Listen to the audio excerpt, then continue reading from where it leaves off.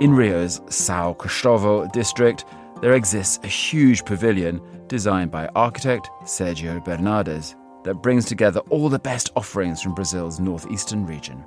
Protected from the discrimination that those from the northeast can often experience, the fair offers a safe space for market holders to share what makes their region special. You're listening to Tall Stories, a Monocle production brought to you by the team behind The Urbanist. I'm Andrew Tuck. In this episode, Tomás Pinheiro takes us to the Feira de São Cristóvão, which is celebrating its 80th anniversary this year.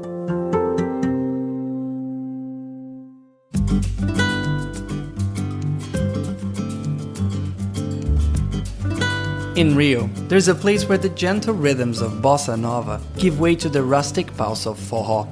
It's Feira de São Cristóvão, a sprawling fair housed in a stadium-like pavilion. Designed in reinforced concrete by modernist architect Sergio Bernardes, the imposing pavilion was originally intended for international expositions. However, it ended up serving a more provisional role, housing samba schools as they crafted their elaborate floats for Rio's carnival. In 2003, Mayor César Maia turned the space into the home of the Northeastern Market Fair, which had grown organically around it on its parking lot. He officially named it the Luiz Gonzaga Center for Northeastern Traditions, an homage to a famed composer of that faraway region, though everyone knows it as Feira de São Cristóvão. Today, the pavilion's interior has been transformed into a kaleidoscopic enclave of northeastern Brazil, draped with colorful flags from the São João festivals. Some 700 stalls and multiple stages fill the hall, offering everything from regional dishes to crafts, produce, and plenty of exuberant music. The fair began in the 40s, with makeshift camps of tarp and wooden stalls raised by migrant Nordestinos, men and women who left behind the arid hardships of Brazil's poorest quarter. They came to the southeast region in search of work, often landing in Rio or São Paulo. One such journey was that of Vando. He arrived in Rio at just 16, coming from the state of Paraíba. So I'm Vando from Paraíba, born in Lagoa Seca. I've been living in Rio for almost 30 years. And since then, I've always worked at the São Cristóvão Fair. Back in the early 90s in my region, some crises arose. There were no jobs, there were water shortages, and my father came ahead in search of a better life. 6 months later, he sent for my mother with 5 children. Within a week of arriving in Rio, Vando had found work at the São Cristóvão Fair, joining the stall of a fellow migrant. The job came through a northeastern network, a web of acquaintances helping one another gain foothold in the city, often in the face of entrenched prejudice.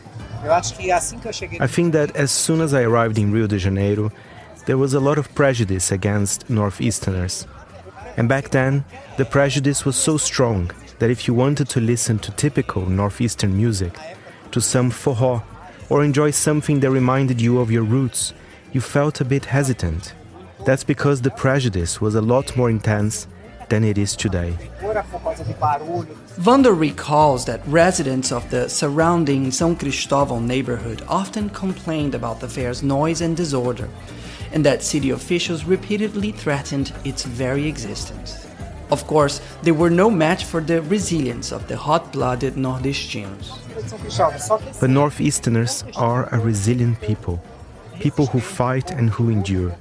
And whenever something came up that threatened to disrupt or shut down the fair, Northeasterners would come together. Now an established entrepreneur, Vando runs 3 shops in Rio, 2 inside the fair and another just beyond its gates, each with its own team of employees. The shop where we met is a large market brimming with goods, 80% of which comes from the northeast region, from cassava flour, rapadura and cachaça, to its star attraction, a spectacular coalho cheese.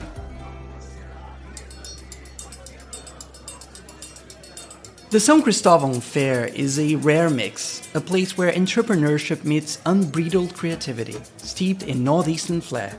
Few embody that blend more fully than Raimundo, a charismatic figure known to all as Bigode, because of his prominent moustache, usually crowned by a grey fedora. Musician, poet, and master of accordion repair, he has been a fixture at the fair since arriving from the state of Ceará in 1973. I was born in the countryside of Ceará, and I've been living here for 53 years. I'm a specialist in assembling and tuning accordions. I've done work in several countries across Europe. Like Vando, the fair became one of his first anchors in Rio, and at once a place of leisure. Back when we came from the northeast to Rio, on the very first Sunday, everyone was already saying, let's go to São Cristóvão Fair, let's go to the fair. So I came here, and I liked it. Bigode has long kept stalls at the fair, but these days he appears more devoted to social dancing. He is a fixture at the Brazilian Academy of Forró, the first and only of its kind in the country, whose headquarters are housed within the fairgrounds. It's something rather odd for a genre famously born in the Northeast. The fair has its own rhythm. Visit on a weekday and it moves at the unhurried pace of shoppers. Come on a Sunday and it takes on a family air. That's when most household workers, from whom Sunday is often the only day of rest, gather with their families and friends. In recent years, Fridays and Saturdays, now ticketed affairs, have drawn a younger, hip crowd, lured by the growing cult appeal of all things Northeast. Prejudice has gradually faded with the new generations. Bars and karaoke rooms have sprung up in response. Sadly, not all of them are faithful to the Northeastern spirit that gives the place its soul. That hardly bothers Bigode, however. For him, the fair is about conviviality and celebration, and he welcomes whoever happens to join in. This is a party, right? The fair is a celebration. Here you can have fun with everything. All 9 northeastern states are represented here. It's a place people come to enjoy themselves and buy things you can't find elsewhere, only here, like northeastern foods, you know? Before bidding farewell to me, Bigode makes sure to recite a quick poem to Luis Gonzaga, whom he has met in person. He does so in typical Northeastern style, filled with humor, irony, and sarcasm. And then he strolls towards the Fortaleza stage, greeting friends along the way as he searches for a partner to join him in the lilting sway of forró.